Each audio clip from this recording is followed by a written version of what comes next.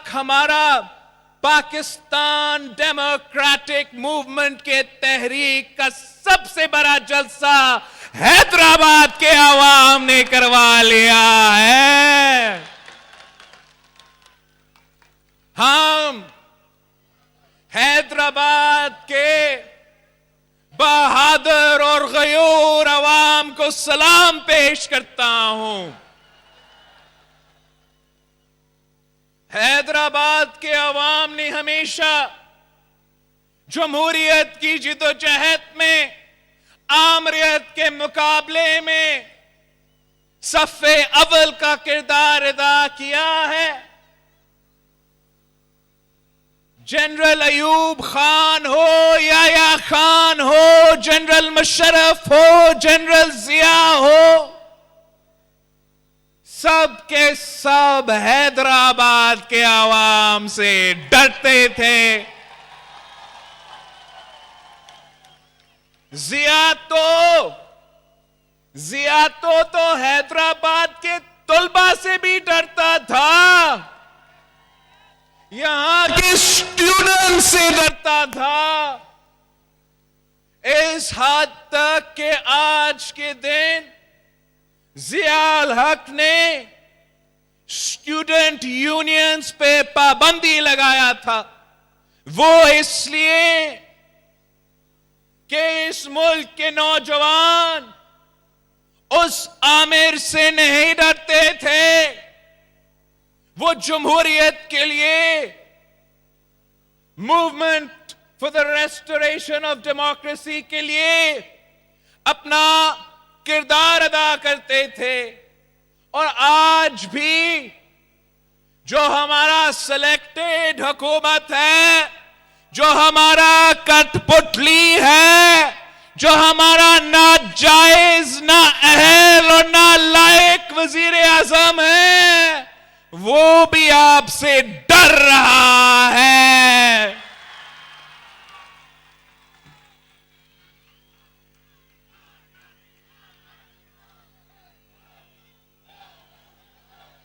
Selected कहता है, नाजायज वजीर आजम कहता है कि सिंध हमारा सूबा नहीं है। अगर सिंध वजीर आजम का सूबा नहीं है तो किसका है? आप ना सिर्फ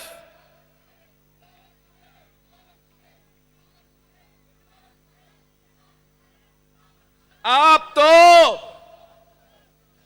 तो कठपुतली हो, सिलेक्टेड हो, धांधली के नतीजे में बने हुए वजीर आजम हो। सिंध भी आपका नहीं है, बलोचिस्तान भी आपका नहीं है, पंजाब भी आपका नहीं है, पख्तूनख्वा, गिलगित बल्तिस्तान और कश्मीर भी आपका नहीं है।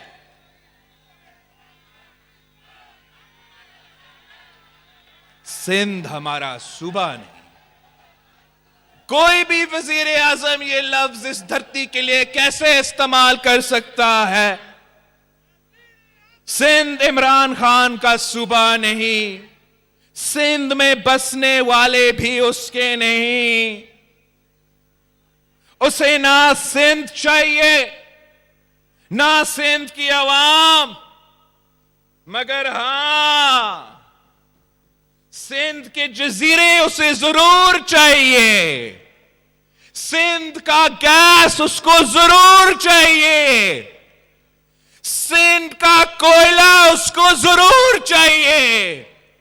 सिंध का जो टैक्स रेवेन्यू है, जो पैसा आप देते हो उसको जरूर चाहिए। लेकिन वो ना आप पे खर्च कर सकता है, ना आपके मसाइल दूर कर सकता है, ना आपको रोजगार दिलवा सकता है। वो सिर्फ और सिर्फ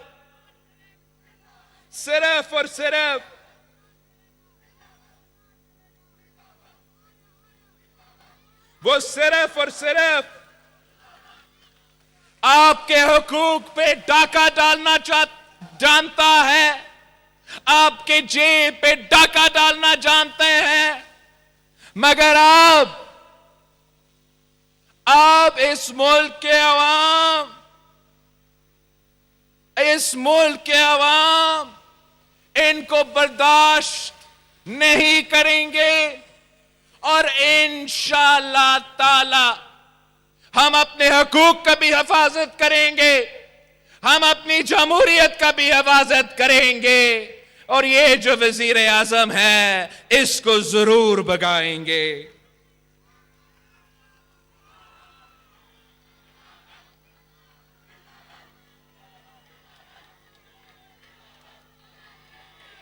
हम कब से कह रहे हैं, ये आपके बेनजीर इनकम सपोर्ट प्रोग्राम पे हमला करता है, ये आपके 18वीं तरमीम पे, आपके आईन पे, आपका दस्तूर पे हमला करता है। पिछले साल आपको आपका अपना NFC अवार्ड का हिस्सा नहीं दिया गया। पिछले साल आपको 116 अरब रुपया कम दिया गया था। इस साल आपको 200 अरब रुपया कम दिया जा रहा है। आप जरा सोचे, अगर आपको आपका हक दिया जाता, आपको वो पूरा 200 अरब रुपया दिया जाता, तो हम कितने हैदराबाद के नौजवानों को रोजगार दे सकते थे। हैदराबाद में हम कितने तालीमी इदारे खड़े कर सकते थे। हैदराबाद में हम कितने सेहत के इदारे खड़े कर सकते थे। ये इमरान खान की पैसा नहीं है, ये हैदराबाद की आवाम का पैसा है, ये सिंध की आवाम का पैसा है। और इंशाअल्लाह ताला हम इस्लामाबाद पहुंचकर अपना हक इनसे छीनेंगे।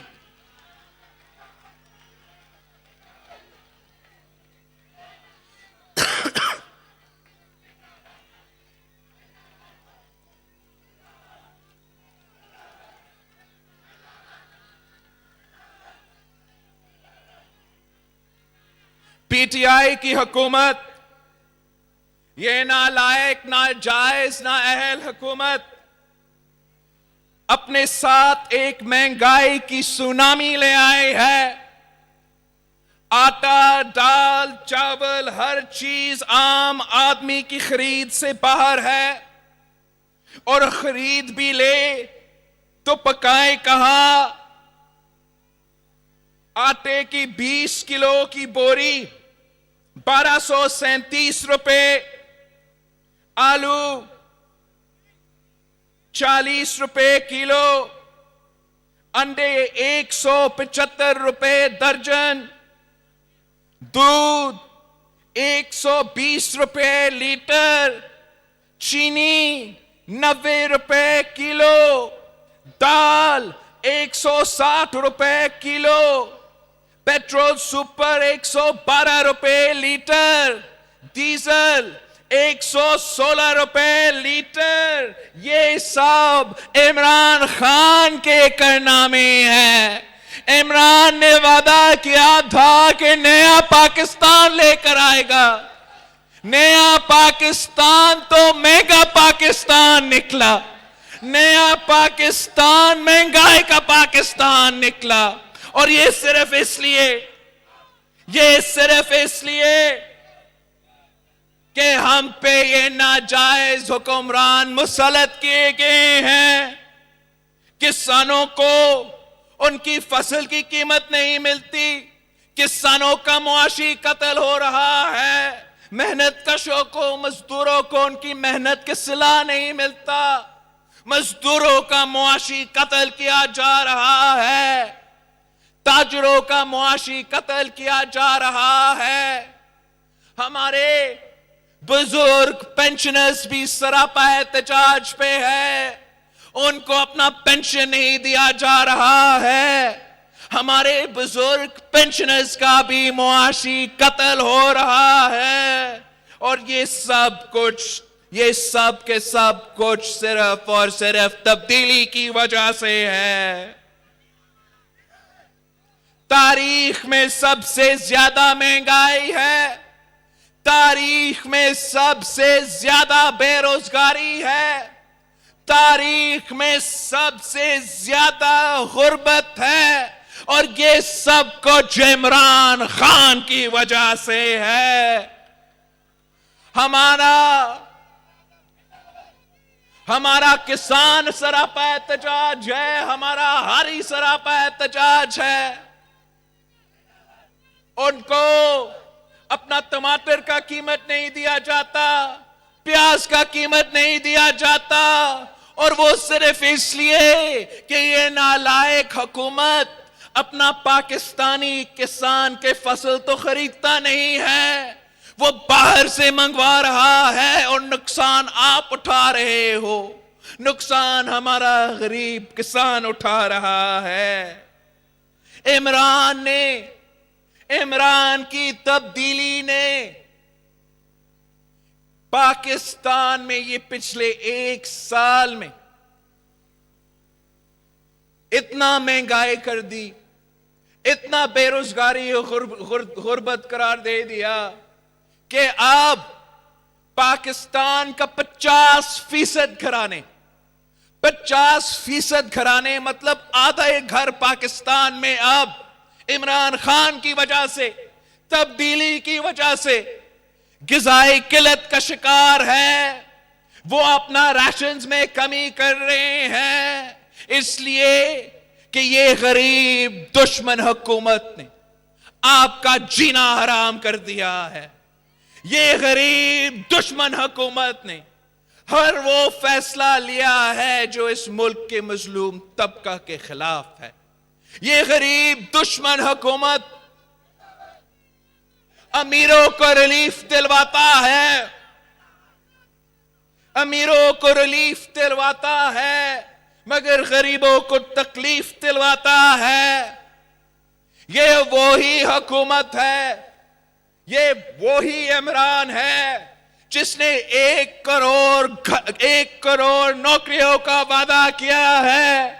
मैं हैदराबाद के अवाम से पूछता हूं, मैं हैदराबाद के नौजवानों से पूछता हूं कि उन 1 करोड़ नौकरियों में से क्या आपको एक भी नौकरी दी गई है? ये वही झूठा इमरान है जो कहता था कि मैं 50 लाख घर बनाऊंगा। मैं हैदराबाद के अवाम से पूछना चाहता हूं कि क्या ये सच नहीं है कि इमरान की हुकूमत इंक्रोचमेंट के नाम पे, चाहे वो हैदराबाद हो, सक्खर हो, मेरे अपना लारकानों का राइस कनाल हो, गरीबों के सर से छत नहीं छीन रहा है? क्या उन 50 लाख घरों में से आपको एक भी घर दिया गया है? ये वही इमरान है, ये वही इमरान है जो कहता था कि वो कर्ज नहीं लेगा। ये वही इमरान है जो कहता था कि IMF के से भीख मांगने से पहले वो खुदकुशी कर देगा। और 3 साल में क्या किया? 3 साल के अंदर ही अंदर तारीख का सबसे ज्यादा कर्ज ले लिया। इतना कर्ज ले लिया है कि अगर आप पाकिस्तान की हर हुक्मरान का दौर इससे पहले मिला भी दे, फिर भी आप इमरान का कर्ज का मुकाबला नहीं कर सकता। इमरान ने हर पाकिस्तानी को कर्जी बना दिया है। हर पाकिस्तानी को 175 रुपया का कर्जी बना दिया है। ये वही इमरान है, ये वही इमरान है जो दावा करता था कि उसके दौर में पाकिस्तान की मईशत तरक्की करेगा, बाहर से पैसों की बारिश होगा। और किया क्या है? पाकिस्तान की मईशत को बर्बाद कर दिया है। पाकिस्तान की जो इकोनॉमिक ग्रोथ रेट है वो पाकिस्तान की तारीख में पहली बार मनफी में है। पाकिस्तान जैसे मुल्क मुआशी सतह पे अफगानिस्तान और बांग्लादेश का भी मुकाबला नहीं कर सकता है। अफगानिस्तान हालात जंग में है।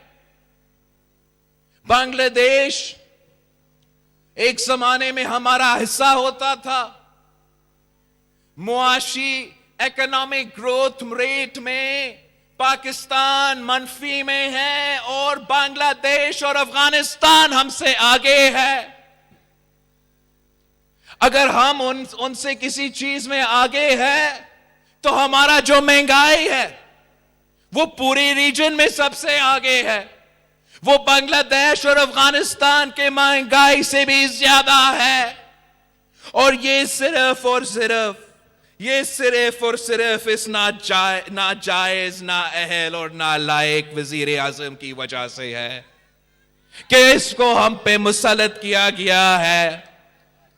आप इसका नालायकी का बोझ उठा रहे हो, आप इसका करप्शन का भी बोझ उठा रहे हो। ट्रांसपेरेंसी इंटरनेशनल कहता है कि इमरान खान की हुकूमत में करप्शन का इजाफा हुआ है। इमरान की हुकूमत में पाकिस्तान की तारीख में अब सबसे ज्यादा करप्शन हो रहा है। यह हम नहीं कहते, ये पीडीएम नहीं कह रहा है, ये ट्रांसपेरेंसी इंटरनेशनल कह रहा है। मगर इमरान से कोई सवाल नहीं पूछता।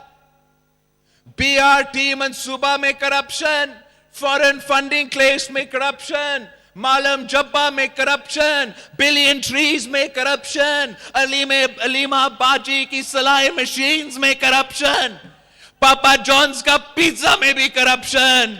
मगर कोई उनसे पूछता नहीं। आप इनका करप्शन का बोझ, इनका नालायकी का बोझ, इनका नाअहली का बोझ आप उठा रहे हो, आप भुगत रहे हो अपनी बिजली के बिल में, अपनी गैस के बिल में, खाने पीने के अशिया के बिल में। हम कब तक इस नालायक को भुगतेंगे? हम कब तक इसको बर्दाश्त करेंगे कि ये नाजायज वजीर आजम ने पाकिस्तान की मईशत को तबाह कर दिया, पाकिस्तान की जमहूरियत का जनाजा निकाल दिया है, पाकिस्तान की सहाफत पे, पाकिस्तान के इंसाफ के इदारे पे सब कुछ में ताला लगा दिया है। हम कब तक इस कठपुतली को बर्दाश्त करेंगे? कब तक ये इस किस्म के एक्सपेरिमेंट्स बर्दाश्त करते रहेंगे?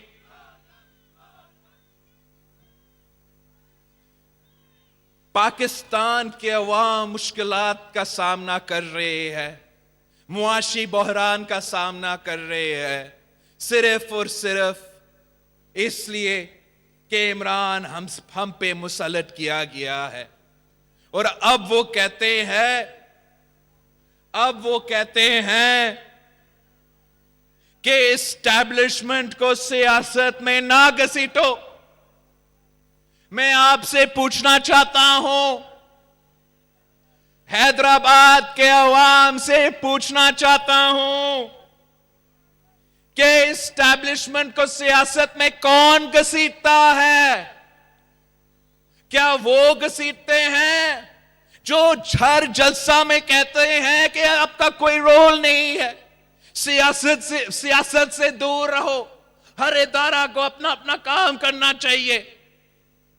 या वो एस्टैब्लिशमेंट को सियासत में घसीट रहे हैं जो उनको उंगली पकड़ के सियासत करते हैं, जो उनका उंगली पकड़ के इलेक्शंस लड़ते हैं, जो कहते हैं कि हमें इलेक्शंस जितवा के दिखाए, जो कहते हैं कि हमारा पोलिंग स्टेशंस के अंदर और बाहर खड़े हो, जो कहते हैं कि मीडिया को भी हमारे लिए संभालो, हमारा बजट भी पास करवा लो, जो कहते हैं कि दोस्त ममालिक नाराज है आप उनको भी जाके संभालो, जो कहते हैं कि हमने फैटिफ लेजिस्लेशन पास करना है उस पे भी हमें मदद करो, गिलगित बल्तिस्तान पे कंसेंसस बनाना है तो कंसेंसस बनाओ, और सेनेट इंतखाबात आ रहे हैं हमें जरा मदद करो, जरा मदद करो।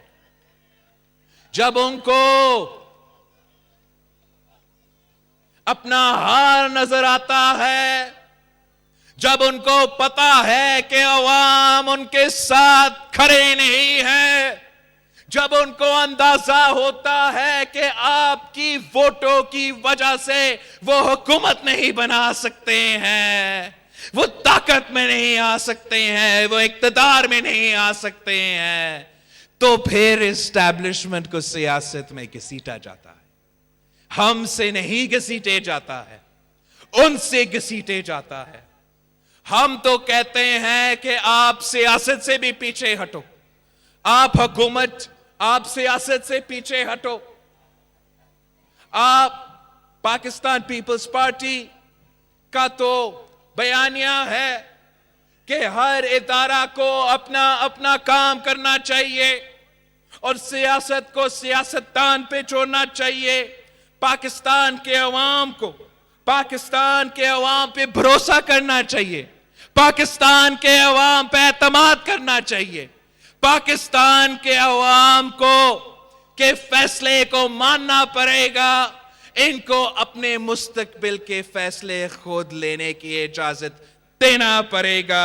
इंशाअल्लाह ताला जिस मकसद के लिए पाकिस्तान डेमोक्रेटिक मूवमेंट बना है वो ये है कि हमने ताकत का सर चश्मा अवाम को बनाना है, और इंशाअल्लाह ताला हम सब मिलके जिदोजहद करेंगे, हम सब मिलके मेहनत करेंगे, इस नाजायज नालायक नाअहल वजीर आजम को भगाएंगे और ऐसे अवामी हुकूमत बनाएंगे, ऐसे अवामी हुकूमत बनाएंगे जो आपका हुकूक का तहफ़्फ़ुज़ करेंगे, जो आपका मुआशी सूरत हाल का तहफ़्फ़ुज़ करेगा, जो जमहूरियत का तहफ़्फ़ुज़ करेगा, और इंशाअल्लाह ताला हम आपके सारे के सारे मसाइल का हल निकालेंगे। आपसे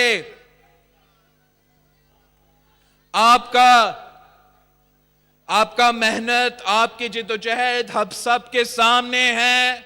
मैं उम्मीद रखता हूं कि आप थके हुए नहीं हैं, आप ये मेहनत जारी रखेंगे। इंशाअल्लाह ताला मार्च में मार्च होगा, मार्च में मार्च होगा और आप सब हमारे साथ जाएंगे, मिलके हम साथ लड़ेंगे। इंशाअल्लाह ताला यहां से लेके इस्लामाबाद का मार्च होगा। मैं इंशाअल्लाह ताला कराची से निकलूंगा, हम सब अपने अपने इलाके से निकलेंगे और सब मिलेंगे तो इस्लामाबाद में मिलेंगे, सब मिलेंगे तो फैजाबाद में मिलेंगे, सब मिलेंगे तो अपारा चौक में मिलेंगे, सब मिलेंगे तो डी चौक में मिलेंगे। हम इनको हुकूमत से निकालेंगे, सिलेक्टेड को निकालेंगे, नालायक को निकालेंगे, नाजायज नाअहल वजीर आजम को निकालेंगे, आपके हुकूमत बनाएंगे। आप सबका बहुत मेहरबानी। पाकिस्तान जिंदाबाद।